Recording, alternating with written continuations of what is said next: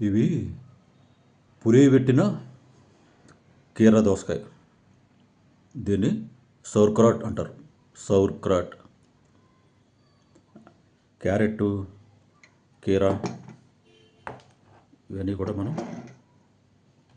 Vinegar వాటర్లో పులియబెట్టుకుంటే అది పులిసిన తర్వాత తింటే గట్టికి చాలా బాగుంటుంది. గట్ హెల్త్కి. క్యారెట్, కీర, అలాగే క్యాబేజీ ఇవన్నీ కూడా చేసుకోవచ్చు. నేను ఆల్రెడీ కీరా చేశాను 4 days ముందు.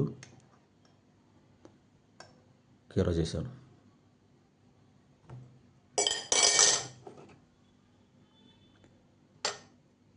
ఈ స్నాక్ లాగా, సలాడ్ లాగా తినచ్చు. పులియబెట్టిన కీరా అనమాట.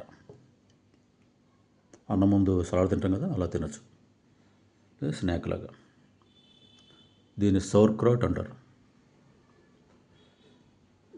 దీనివల్ల ఏంటంటే మనకి ఈ గట్ హెల్త్ బాగుంటుంది. ప్రోబయోటిక్స్ అనమాట ఇవి. ప్రోబయోటిక్స్ పెరుగు, పచ్చళ్ళు ఈ సౌర్క్రాట్లో ఉంటాయి. ప్రోబయోటిక్స్ మన గట్ హెల్త్కి, ఇమ్యూన్ హెల్త్కి, ఇమ్యూనిటీకి బాగుంటుంది.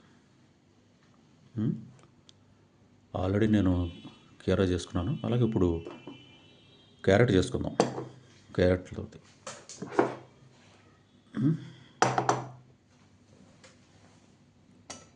దీనికి గాజు సీసా తీసుకుని కాస్త నీళ్ళు వేస్తున్నాను.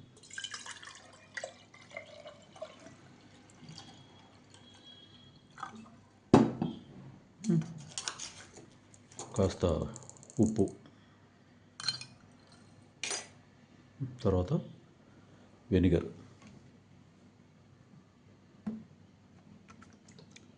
వెనిగర్ వేసుకోవచ్చు, లేదా నిమ్మకాయ పిండుకోవచ్చు. ఇప్పుడు ఈ క్యారెట్ ముక్కలు వేసుకుందాం.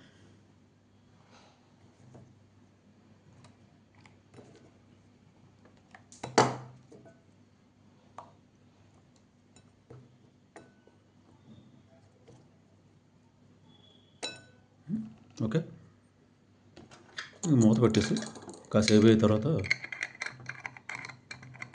ఫ్రిడ్జ్లో పెట్టుకోవచ్చు. కొన్నాళ్ళ పాటు, ఒక 3 నెలల పాటు ఉంటుంది ఇది ఫ్రిడ్జ్లో పెట్టుకుంటే. అప్పుడప్పుడు నీళ్ళు మార్చుకోవాలి. సరేనా? ఇది క్యారెట్తో చేసిన సౌర్క్రాట్. నేను డిస్క్రిప్షన్లో పెడతాను దీని స్పెల్లింగ్. ప్రోబయోటిక్స్ చాలా బాగుంటాయి ఇందులో.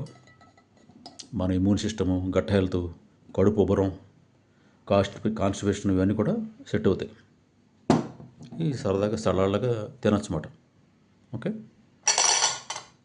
మీరు కూడా చేసుకోండి శుభ్రంగా. సరేనా? ఓకే.